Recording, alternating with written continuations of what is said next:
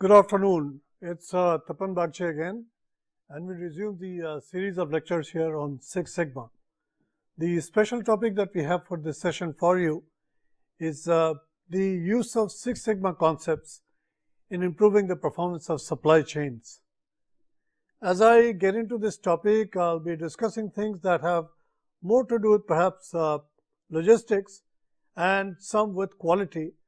And you'll see how we take an example, take a real problem, and we define it, then we measure the performance as it is, then we try to analyze it, then we look for improvement objectives, improvement possibilities, and then of course we try to control the optimum settings of the various parameters of the system.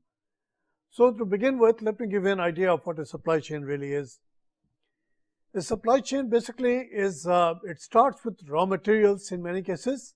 It starts with some very basic input material, and the objective finally is to deliver products which are directly usable by consumers. That's what the goal is. A supply chain comprises many steps, many stages, whereby we transform the input into intermediate products, then perhaps parts, then perhaps transport them to a process, to a stage where it's processed, parts are assembled into a product, then finishing touches are produced, and then of course we ship it out to where the customer actually is. So the supply chain consists of acquiring materials all the way to the final delivery of the product and installation of it in the consumer's location. That's what a supply chain is. Now in doing this, of course, you got to worry about logistics, that's one thing. You also have to worry about the processing speeds, you have to worry about transportation speeds. That's something you got to worry about. You also have to worry about moving various parts to an assembly place, and this could involve, for example, going through assembly plants, then going through a port which does the transit, then doing the assembly, then of course moving out the assemblies to a place where perhaps a retail shop is, and from there customers are served. In fact, the diagram that I show here is the supply chain for a PC, the personal computer assembly business. It comprises suppliers who are international, they may be spread around the globe. Then of course we've got assembly plants which are also located at various different places, and these places may not coincide with the place where the parts are made. Then of course the assembled parts, they are moved perhaps by shipping or by truck or by some other means to places where we've got transshipment points. Here we probably sort out the orders and we try to make sure that the final destination they received whatever they have ordered, they'll be receiving those things. Then of course we move them out to retail shops, and that's a countrywide distribution network. And from there retailers pick up their material and they supply to the final consumer. This is a full supply chain for a PC supply business. There are issues obviously of transportation times, processing times, and quality checks and so on and so forth, and making sure everything to try to make sure that the customer wants whatever he wants, when he wants, in the right quantity and so on. That's like the objective, that's like the overall objective of a supply chain. This is a much more complex process than just trying to operate your single unit, your processing plant or your assembly plant or just your transportation system. This is an integrated system, and it must all function, all parts of it must function properly and in a synchronous manner. Here's a supply chain schematic for the Asian Paints Company in India, and it shows the various steps they go through to try to reach your walls in your homes or apartments. They begin of course with ingredients which are like active materials. These go into making the paint. Then they've got certain components that must be brought together. Then they've got packaging material. These are all brought together into what we call factories. These factories are places where the paint is made and the basic packaging is done. After the packaging has been done, which could be in tin containers, put in cardboard boxes, then palletized and so on and so forth, those are moved to regional distribution centers, and Asian Paints has 6 of those countrywide within the country, within the subcontinent of India. Then of course there are these regional distribution centers. They feed in turn 72 depots. These are simpler, smaller warehouses. From there, 15,000 dealers are served, 2,000 institutional buyers are served, and exports are made. And then you can see the final product. The final product is put on your walls, or by these are supplied by the dealers, and then the institutional buyers, they would be probably acquiring large quantities of paints to paint up an apartment complex, for example. Then of course you've got exports, which could be going for outside coating of for example, a vehicle, automotive vehicle, or they could be also going into the domestic market and appliances and so on and so forth. That's the export market to which the same paint reaches. You can actually see it goes through several stages. Many of these stages, these basically are processing steps. Then of course there are some storage depots and warehouses. Then of course you've got transportation systems involved, and then you've got dealers and so on. Now I should tell you one thing, that the final product gets customized right at the dealer's shop. There, what they do is they take the base paint that is made by the factory in large quantities, and those are put in containers, which are fairly large containers. Then those are put into a measured container, and there the right kind of tint is added to that base paint to match, for example, your curtain, for example, or your furniture, or your flooring, or your roofing, or whatever it is. Whatever you want to acquire, you want to achieve a color match for, the best color match for, that is done right at the dealer shop by using a special machine which does this tinting of the base material.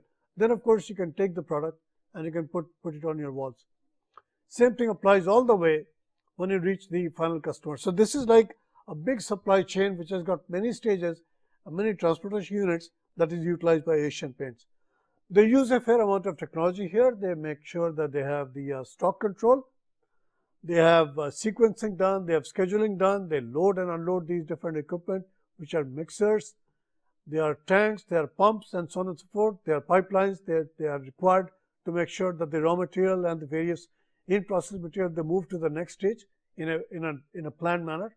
Then of course when the packaging done, final packaging is done, it's packaged right, it's stacked up correctly, and it's palletized and so on and so forth. Then trucks pick them up from these distribution centers. They take them to depots.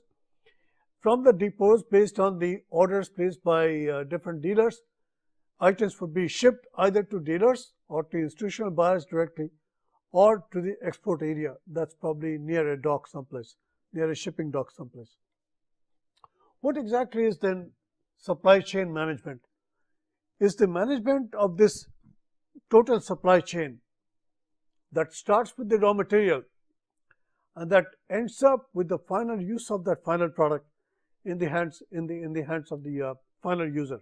This total thing is called the supply chain. Like I said, it's got many stages, and there may be storage involved, there may be processing involved, there may be transfers involved, there may be quality checks involved, and so on and so forth. And every time you're making sure that the following stage gets the right feed from the preceding stage, and this continues all the way till the product reaches the final destination, which is the hands of the user. That's really what a supply chain really is. It's a network of organizations.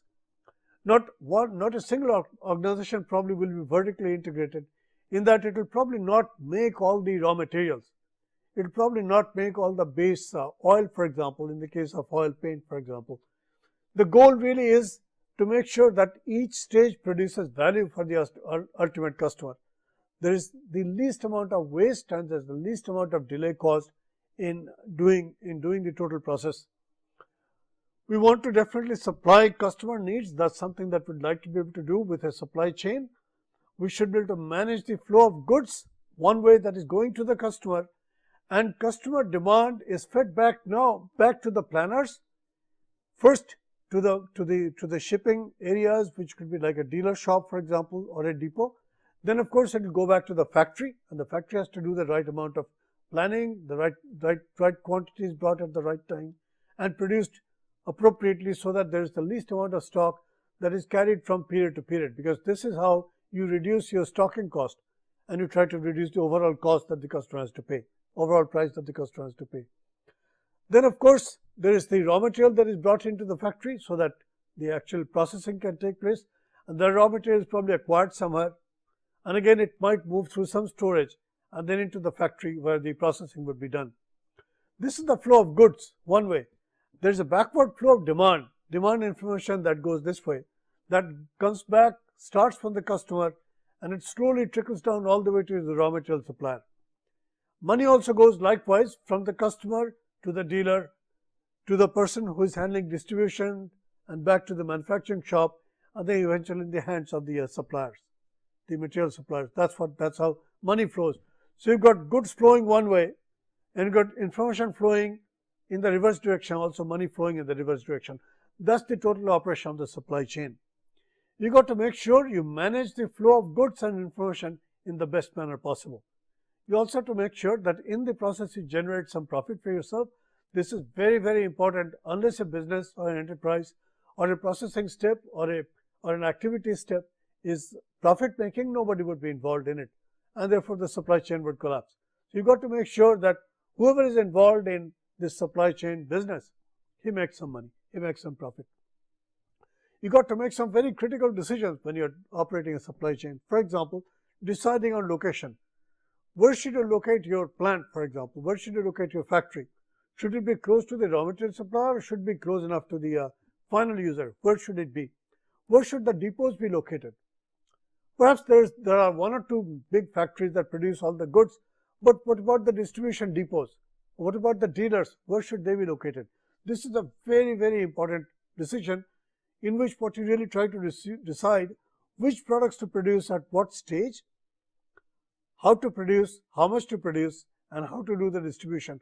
Unless these things are done optimally in an overall manner, this supply chain would not be profitable. And then of course, the whole business may collapse, because if people lose money in providing this service, these products and the service and the associated service to the final customer, he's probably not going to be ready to pay for it, and the business would collapse. So supply chains have become a pretty large sort of undertaking.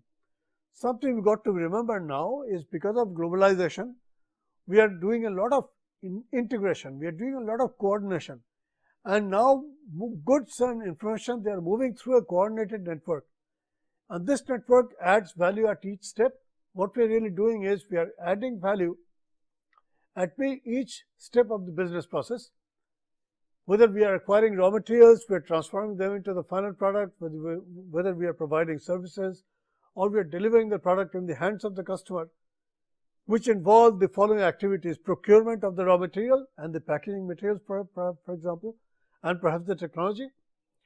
We are doing the manufacturing and assembly operations. So these are again places where we are spending money. We've got some inbound logistics to bring in the raw materials and the parts and the components. We're doing some warehousing, which could be done, for example, at the raw material stage. It could be doing at the intermediate stage or the finished product stage. We'll be doing some warehousing. Then of course we've got distribution, which is we've got the products now in our hand, how they would be distributed first to the depots, then to the dealers, and then to the final customer. This distribution also has to be planned in an optimal manner. Then of course you've got outgoing logistics, which is like shipping everything out, the finished product, to the customer, to the ultimate user. These steps: procurement, manufacturing, assembly, inbound logistics, warehousing, distribution, and outbound logistics. I should caution you, these are no more made in a silo manner. We do not try to optimize procurement by itself. We worry about the full supply chain when we make some procurement decision. Same thing we do for manufacturing also. When I decide batch sizes, for example, we try to make sure that the overall system is profitable. Not just that the manufacturing system works very well, but we end up with large inventories that stay for a long time in the warehouse, sitting in the warehouse. And also we worry about supply quantities. There also we got to do some optimization. That worries about the inbound logistics. Should we move in parts one at a time, or should we move them in batches? Should we move them in large lots? Should we be moving them in trucks, or should we courier them, or however we are going to be doing it? This inbound logistics also has to be optimally fitted into the total supply chain. Then of course we've got warehousing. Warehousing by itself does not really add value to anything. Yes, it does keep a few people employed, and perhaps it consumes some utility. So the utility companies, they stay in business, for example. But warehousing by itself, if I just take some goods, I take some goods and I just put them in storage somewhere. I just leave them there. They are not producing money. They are not producing any income from anyone. In fact, the time they produce money is when the product is given to the customer and he pays some money for it. That's when he's really making money. The company is making money. The company is not making money if this just lays in the warehouse in one storage. Then it's not making money. The same thing applies to a supply chain also. Whenever you've got stagnation, that means the goods are sitting, waiting to be picked up by the next stage. This is no good for anyone. So what we got to make sure is, again, warehousing, which really involve many times very large quantities of inventories, they must turn over fast. Unless they turn over fast, the working capital is going to be tied down in fact, and that's going to raise the cost of production and eventually the price at which I can offer those products to the final user.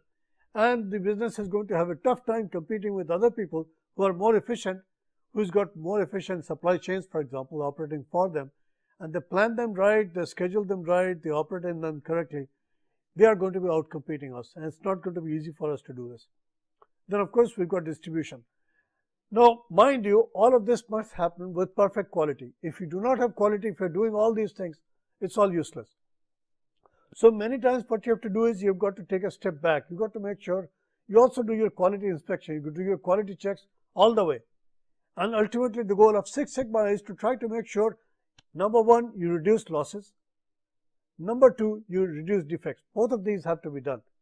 Reduce losses. Losses could be in the form of any of these resources. Time, money, material resources, any of these actually cost you money. Man hours, labor hours, machine hours. If there is wastage anywhere, this is not a Six Sigma operation. So Six Sigma does try to cut down losses by applying various methods. By applying actually the DMAC framework. This is one approach where we can utilize Six Sigma, the philosophy of Six Sigma. The other, of course, is quality assurance or quality control or minimizing defects.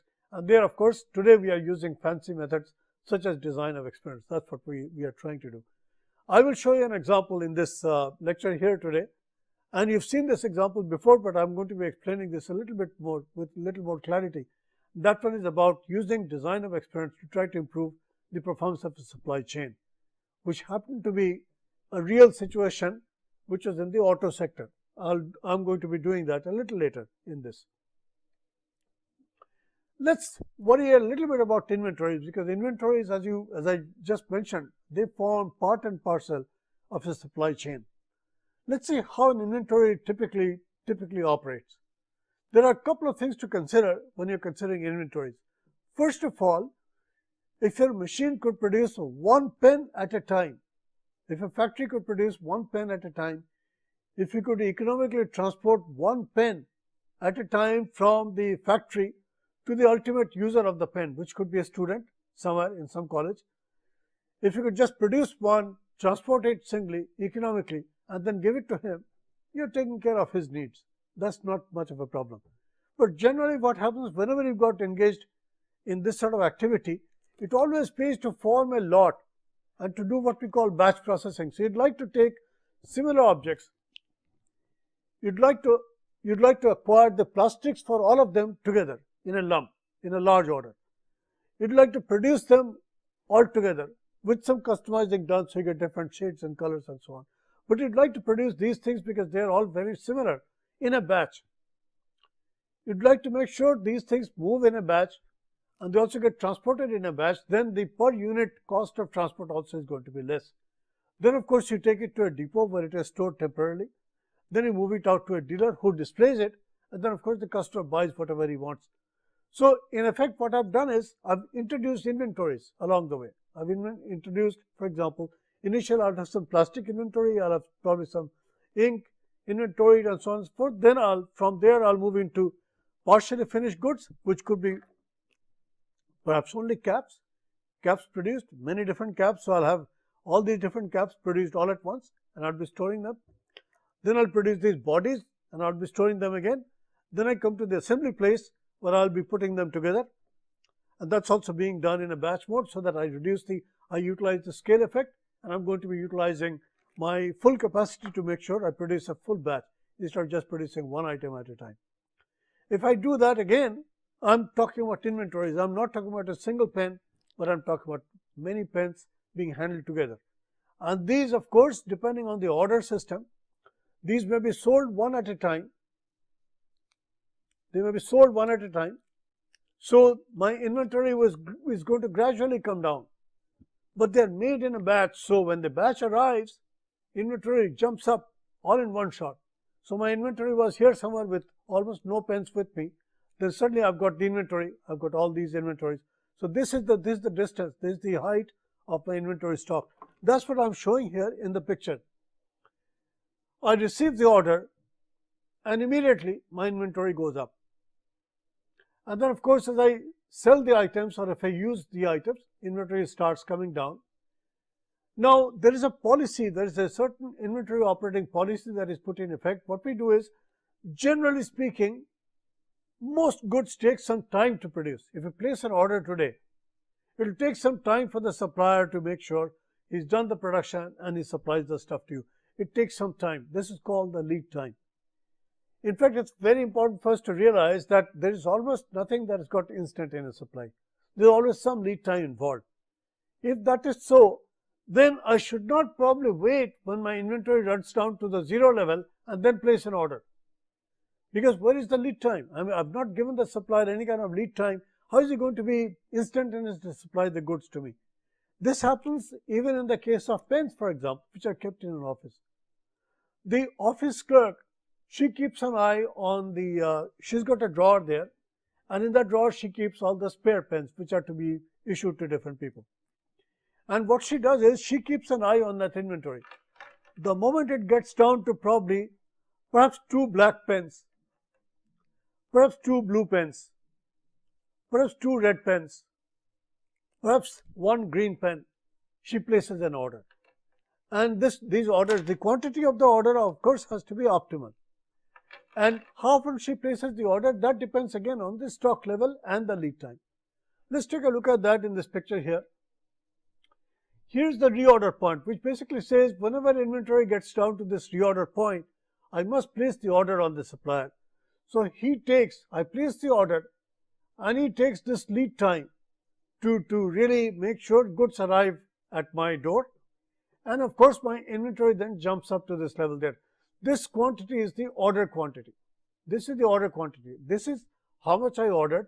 So my inventory, when it was planned in such a way that the moment my inventory would get down to almost zero, I'd receive a lot, and the lot would raise my inventory to quantity Q, which is the order quantity size.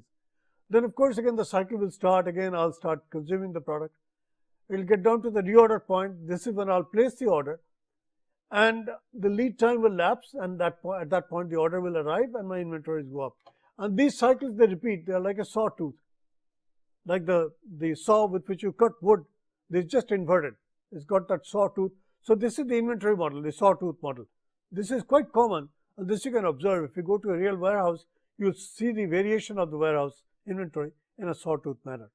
The important points here are a couple of things. One, the reorder point, then of course the lead time, and then the order quantity. When you are ordering, it's a very important decision. You're ordering in this case, if this is the policy that you're using, the one that is shown in this diagram, you're ordering as soon as your stock level in the warehouse gets down to the level of the reorder point. That's when you're placing the order. How much you're ordering? It is actually the quantity that is called the economic order quantity. I'm going to be talking about that in just 1 minute when I get to the next slide. So when you order depends on the reorder point and your rate of consumption. How much you order depends on the economic order quantity. That is how much you order. And if you do that, if you repeat these cycles, you order whenever your stock level gets down to the level of the reorder point, you place your order, then the supplier gets in action. And by the time the lot arrives, what you ordered, that full lot arrives, it's time for inventory to rise, and inventory rises to the top level there, this quantity being the order quantity. And then of course it again starts to come down in the sawtooth manner. That's what is happening there. So this is what I'm showing here as the profile of the inventory level over time time is this way and inventory level is this way. That's what we've done there. At any point in time, if you want to know what your quantity on hand is, just draw a horizontal line. You take the time and from there you draw a horizontal line. You'll end up with a reading on the axis, quantity axis. That is how much inventory that you have at this point in time. So I can do that for any point in time. If this pattern persists, of course I've got a pretty neat arrangement there by which I can read off the inventory. Now let's try to find out how I figure out how much to order. That's done by this little formula here. And this formula actually does a little optimization. There are two parts of it. One part is called the ordering cost. This is how much it costs you to place a single order regardless of quantity. This is like checking inventory, making sure you go to the formula, you figure out your optimum quantity and so on, and then you place the order. That will involve some paperwork. Then you transmit the order to the supplier. This total activity costs some time. This is not, of course, something that's zero cost. It's an operation that is, if I write it here, is the operating cost. It's actually the ordering cost.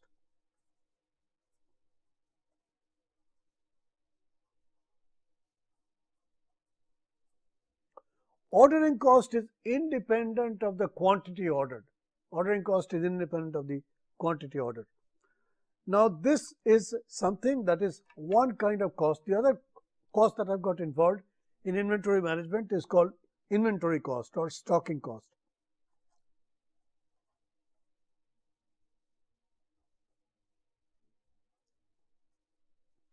So ordering cost would involve the paperwork that is involved in placing a single order regardless of the quantity. Stocking cost, of course, is the cost of holding the material in storage at your site, at your location. What kind of cost these could be? It could be, for example, material handling, moving the inventory. It could be the floor area that it occupies, the inventory occupies. It could be the air conditioning that is going on. It could be the insurance that you've got for the quantity that you've got on the floor. Generally speaking, this stocking cost depends on quantity. So there is something that depends on quantity, and this depends on quantity Q. Q is the amount of inventory that you're holding at any point in time. And generally speaking, ordering cost is ordering cost per order, which in our case is going to be, we're going to be ordering a certain quantity and there is going to be an ordering cost, and I'm going to be denoting this guy by S. So S is going to be my ordering cost. S is my ordering cost per order.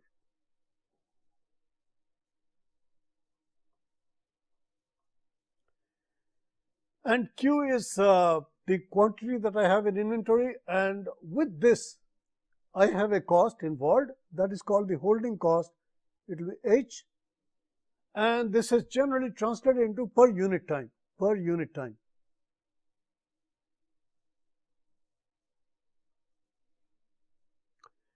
Now, if you look at the total cost of operating my inventory, it will comprise some ordering cost and some storage cost. So what I have to do is I have to look at the total cost.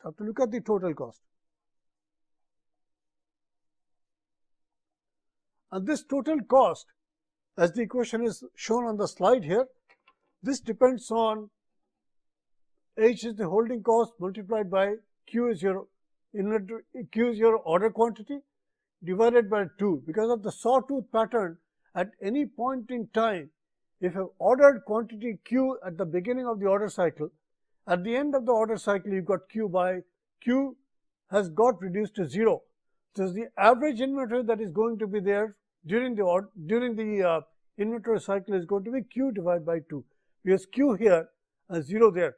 So Q plus 0 divided by 2, that's Q by 2 all the way. That's your average inventory throughout. So you should be paying your holding cost, then is going to be Q divided by 2 multiplied by H. That's going to be your holding cost component. Now let's say your demand per unit time is D and your order quantity is Q. Then how many times will you be ordering per unit time? It's D divided by Q. That many times you'll be ordering. and each time you order, it costs you S units of money. So therefore, S times D by Q, this is the quantity that is the ordering cost component of total cost. So I've got two components here. I've got the ordering cost component and I've got the stocking component or the holding cost component. This total cost is now a function of the unknown decision variable, which is Q, quantity to be ordered. It's not very difficult to show that the total cost reaches a minimum, and that's this line here, that's this dotted line here. That's this dotted line here. This is the total cost time. Notice here, it's got a minimum. It's got a minimum. And this is the quantity of, this is the order size. If your order size is this, the total cost of operating the inventory again and again over a number of different cycles is going to be minimum. So this quantity Q is then called the optimum order quantity or the economic order quantity. This is called EOQ. EOQ is the economic order quantity. Now, one of the big challenges in supply chain management is that each stage of production or transformation, it ends up finding its own EOQ, because it is subjected to one kind of demand, is subjected to its own holding cost, is subjected to its own ordering cost, and so on. So they each end up determining different EOQs. And there's a way to show that this kind of fluctuation gets more and more amplified. In fact, this effect is called the bullwhip effect within a supply chain. So the dealer or the final user may have small fluctuations in demand. By the time it reaches the factory, demands have got somewhat blown up. And when it reaches the supplier, there the variations in ordering cost in the supply quantities, those have wide variations. This is called the bullwhip effect. It's like the whip with which it's like that bullwhip with which we whip a bull. And you notice there can be a small shaking at one end of the hip or one end of the whip there, but the far end kind of goes with a big yo-yo. That's like a big variation there. So a small fluctuation at one end causes a very large fluctuation at the other end. This is not something that is desirable for inventories. This can be reduced, this can be almost minimized if you've got information sharing. That is, if your supplier finds out what your customer requires, because then your supplier is not going to panic based on the order placed just by his immediate customer. His customer is going to be the first stage of your processing. And that guy, again, if he's aware of what the final customer is using, his inventory level fluctuations are also going to be smaller and so on and so forth. So that is there. So this way I can reduce this huge fluctuation that is there. This is a big challenge. This actually requires one or couple of things. One of which is, do not break down the total decision into silos. And don't let these guys sub-optimize their different stages. Don't let them do that. Try to work out the overall cost model. And then try to work out how these different stages must be operated in an integrated manner so that you've got total overall reduction in the overall cost of delivery, starting from the raw material all the way to the finished good. This is something we've got to be able to do. Unless we do that, the supply chain is going to have a lot of inefficiencies throughout, and someone is going to pay for it. Eventually, it's going to be the customer. And if the customer has to pay a high price, he probably is going to go somewhere else. So it's in your interest to make sure your supply chain costs stay at the very minimum level possible to sustain your business. One key challenge in supply chain management is going to be, of course, to make sure this full network operates optimally. Couple of problems are there. Poor quality of supplies are there sometimes. Sometimes logistics is not quite in your control. Sometimes lead times fluctuate. Sometimes machines break down. Sometimes, of course, we are not really able to manage everything right, and the reason is we then end up putting buffers in between, and we try to decouple the different stages of supply chain. We try to decouple them by putting inventories in between. These become buffers. They try to absorb some of the fluctuations, and they do not let the fluctuations downstream, get transmitted upstream. They try to avoid that. But you then require these buffers. You require these buffers, and of course, nothing is free. Like we just saw, no matter what kind of supply chain you're looking at. These are some typical businesses in the country. For automotive, we've got the telco company, we've got Mahindras, Marutis, General Motors and so on. They are engaged in automotive sector there. They get a lot of their parts made by different people, some made even overseas, and they assemble them together. Aerospace industries, ADA, HAL and so on. Chemicals, we got a lot of suppliers, a lot of final suppliers. For clothing, apparels, we've got various suppliers, various people in business. Food, we've got Cadbury, Parle, Amul products and so on and so forth. Consumer products, we've got many of them. Forest products, construction activities, those are managed by the likes of L&T, for example. Pharmaceutical, we've got Ranbaxy, we've got Glaxo and so on. Electromechanical parts, we've got Kirloskar, L&T, and these different people, they produce these final parts which are either sent to industrial customers or they are sent to consumers. Tooling, there are companies that are engaged in that kind of business, and of course, PCs and computers, there are a large number of companies involved there. We are talking about finished products at one end, and each of these products must at some point start with raw materials. So around the country, there are many different locations where raw materials are available. There are many places where partial processing is done, and of course, markets are spread all around. Markets are spread on most of the metros, and now of course the rural market is also growing. So supply chains have become more and more complex, and they are spanning pretty well coast to coast the full country, all the way from Kashmir to Kanyakumari, and from the east in Gujarat, Rajasthan, all the way to Assam and so on and so forth. We've got the full subcontinent covered by our supply chains. Many of these have buffers. They have buffers in the form of local inventory, they have buffers in the form of stock at the retailer, they have buffers in the form of, for example, where the depots are, they have buffers in the form of warehouses. They also have buffers inside factories, and many times parts suppliers, they maintain buffers, and any of these buffers, they cost you money.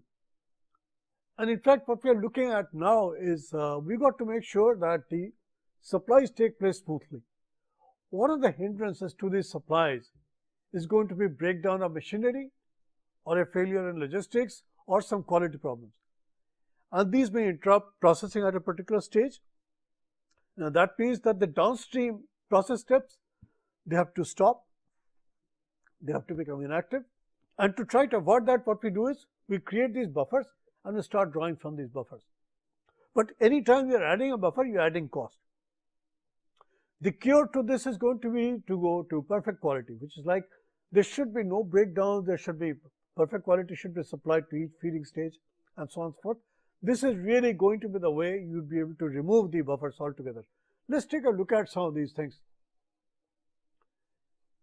In the supply chain, of course, we've got both the suppliers and a customer. That's what we have.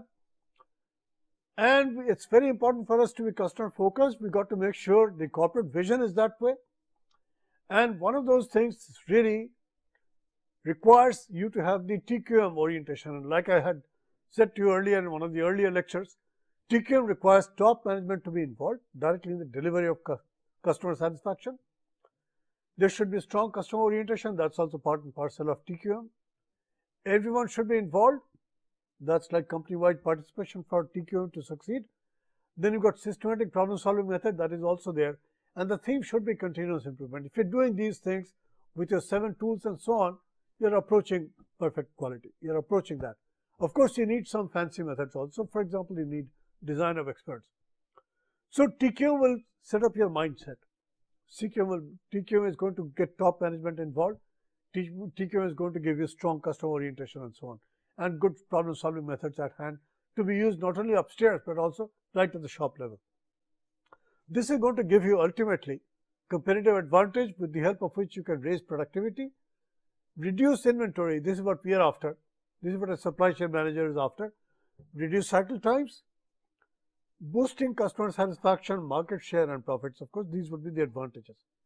If you look at the full chain, the supply chain can also be looked at as a quality chain. You've got a number of suppliers and customers. Yes, the external customer is out there, right at the end there, and you've got the external supplier here. So the external customer is there, the external supplier is there. In between are all the intermediate processing steps. If these processing steps work perfectly, you've got no problem at all. But suppose they have breakdowns, they have quality problems and so on, then each stage is going to build a bit of buffer before it, and perhaps there may be some buffer after it also. And you'll end up with a lot of unwanted extra inventory in the full system there. That's going to cost you money in terms of working capital. That's going to cost you business also perhaps. So this is something we try to minimize, would like to minimize. What are some of the steps? What are some of the tools? To try to keep a process in control. That means a process at high process capability level, you should use process control charts. So that is like one big use of SPC. And you see a control chart here. This is the X bar control chart, which is used to make sure the process stays on target, as close to the target as possible. Then of course you also want to make sure that precision is there in the process, and therefore you'd like to use the range chart, and that's also part and parcel of how to operate a properly functioning supply chain. Make sure you've got control charts operating at your plants. Then of course let's take a look at again the role of TQM in supply chain. Wherever you've got a quality problem, costs are going to add on, costs are going to rise, and customer satisfaction is going to go down. And this would also be true for a supply chain. It's very important for us to realize that it's going to be important for you to keep your supply chain in order, and for that your quality has to be in order. Let me give you an example. I'll give you one example here. In 1995, the Chrysler company, it looked at the quality of its suppliers, and what it found was that the defect levels of these suppliers, many of them range between 300 to 400 parts per million. That's a very high level of defectives coming into the plant, and that means this company, Chrysler, could not go into JIT directly. They just could not, because if they would pick some parts and they'd like to have a place for this part to go in and get fitted, the part won't fit because of quality variation. And these variations were to the extent for this stage of business. Whenever they were doing that, there were 300 to 400 defective parts per million parts purchased by Chrysler. How would they improve it? They went after their first tier suppliers. Remember the supply chain. The remember has many tiers of suppliers. You got your factory, then you've got tier 1 supplier, then you've got tier 2 supplier, then you've got tier 3 suppliers, and so on and so forth. Ultimately, of course, you got the raw material supplier. Chrysler made sure that the factory, whatever it got fed by tier 1 supplier, they used high level of quality control. And then anyone that followed, that were like feeders, tier 2 supplier, tier 3 supplier, tier 4 supplier, they also had to come up to the level of this tier 1 supplier. So the strategy that they used was, they forced all the downstream suppliers, these are at higher tier numbers, tier 2, tier 3, tier 4. Those guys, they had to be at the same level as the tier 1 supplier. Now the tier 1 supplier, his quality level was most visible to Chrysler, but the other guys, they were kind of hidden. But Chrysler made sure that the other guys, they also improved, they got to the level of this tier 1 supplier, so that in fact the pains of the tier 1 supplier got minimized. The result was they were able to get down to the level of getting supplies from tier 1 supplier that was at 100 parts per million, pushed all the way back.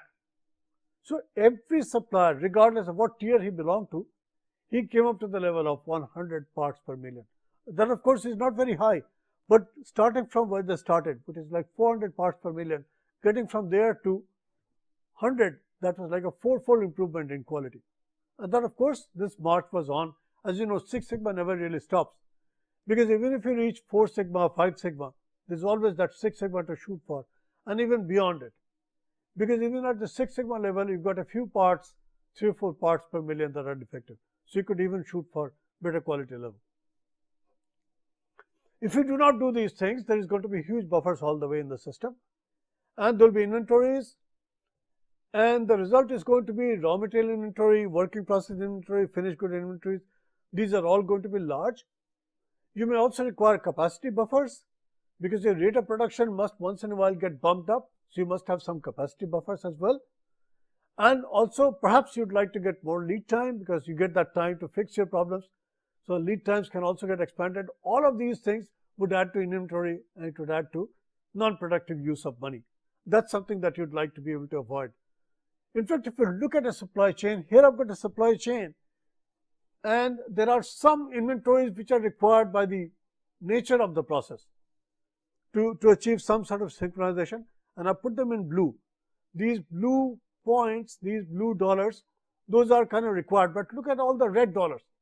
These are unwanted buffers. These really should not be there in the system, but they are there because of problems, quality problems. In fact, it turns out that whenever you've got inventory, a lot of problems hide behind these inventories. For example, if your inventory is just about, what normally it is, the problems that are visible to you are machine breakdowns.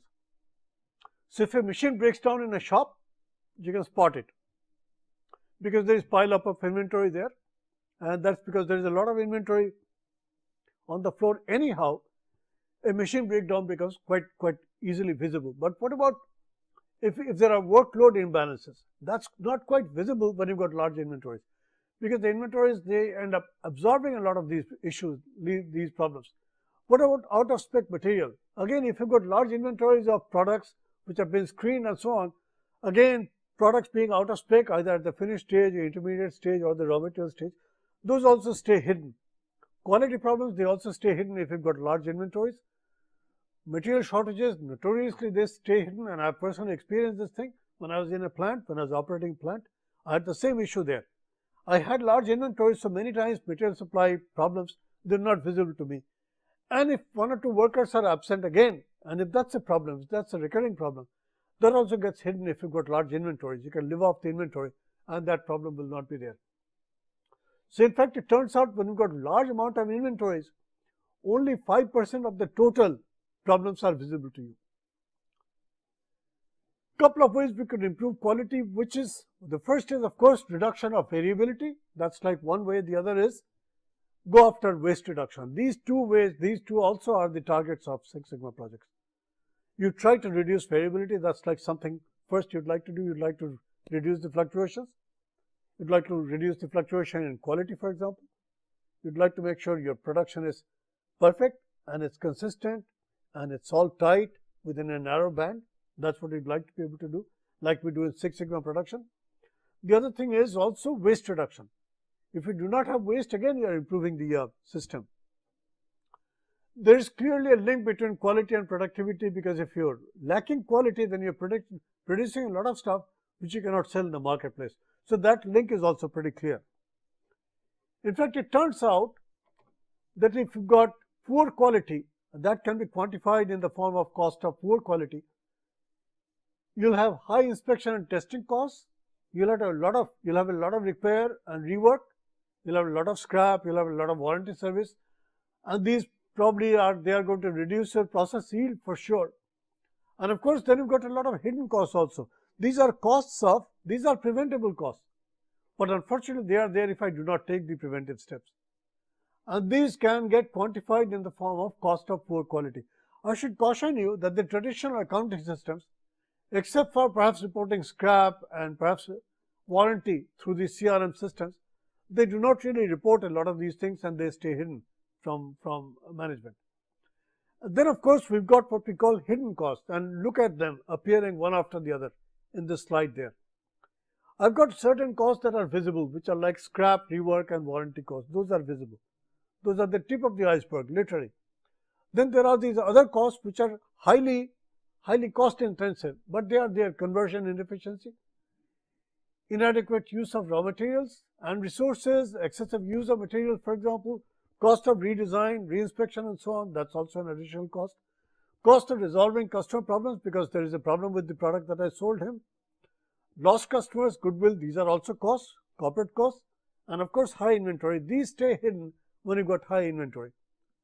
That's just the tip of the iceberg. Here's an example of a company, how they avoided quality failure. They implemented with their suppliers, they implemented what we call real-time SPC. They did not have real-time SPC before. SPC is statistical process control, which is your control charts, use of the control charts. This was one company Quickie Tools, they went after their suppliers and they forced them to use SPC. And the result was just amazing. Yes, it was painful. But what it did was it reduced the risk of receiving bad products.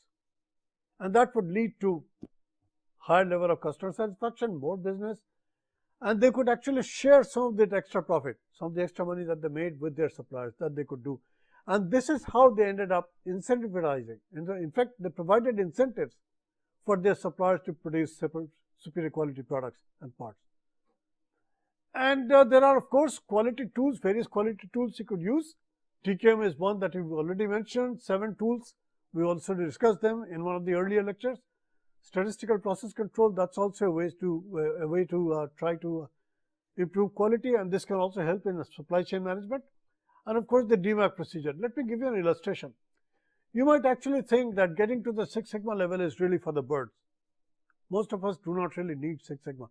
But if you really look at the best-in-class people, they really have Six Sigma type of performance. So if you're stuck down here somewhere with 2 or 3 Six Sigma level, 2 or 3 Sigma level, that's where your percent products are. That's not going to be a very, very good situation. What you really should be able to do is move to the upper end. Move to the upper end when you've got very few defects, and your defects at the level of parts per million. Let me move to an example where I use this DMAIC framework. I define customers and their priorities. I measure the problems, and I do that by looking at the process and by measuring its performance. I analyze the data, and I try to look at the cause of the defects, and then I try to improve using various causes that might be causing those problems there. Then of course I try to control, try to maintain quality. And here's an example of a supply chain situation the Nissan Motor Company found in their full supply chain, which is like producing the car and giving it to a customer and then waiting for his experience, for example. They found that the logos in the back of the car, those kept falling off. And this was a big problem. They did some brainstorming about it. This was a supply chain issue because it really hurt the ultimate customer. And they were not having a good experience with this. So what they said was, let's try to approach this using a very powerful method, which is of course design of experiments. What they did was, they first identified through a process of brainstorming, they identified the various factors that could have caused this, and they set them up at 2 levels. Then of course they used this design matrix. This is the DOE design matrix. This particular matrix happens to have 8 different trials, and the process settings are given by what I have described to you earlier in one of the earlier exercises. And they measured the response as the gluing strength of the logo sticking to the car body there. So there was a glue applied to this, and then the logo was pressed on this. And they measured, after the drying time, they measured the strength of a particular setting, a particular combination of area, the type of glue used, the thickness of the foam used, and the logo, thickness of the logo. After doing that, then of course, they computed what we call the factor effects. And the result is just amazing. They did some plotting. And these are the plottings of the factor effects. And you can see very well that factors such as type of glue, thickness of foam styrene, and the thickness of the logo did not seem to matter at all when it came to gluing strength, and it seemed to be most affected by what we call adhesion area. As area was enlarged, the logo stayed on for a longer period of time, and that was one of the things they were looking for. One of the things they were really looking for.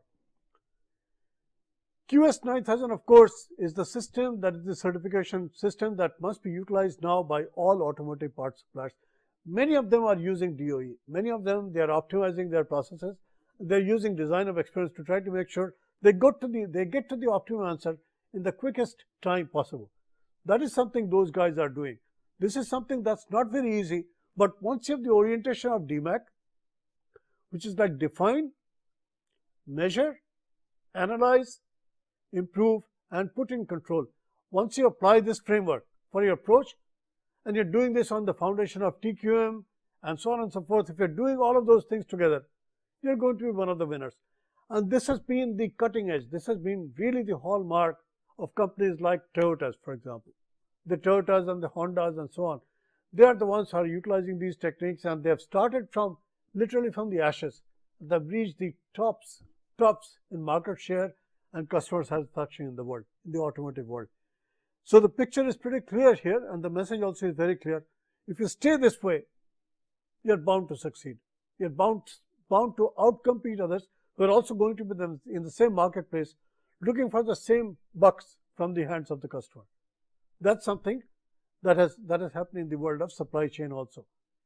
And as you saw, we told you the story starting from the raw material, the intermediate process, and so on and so forth.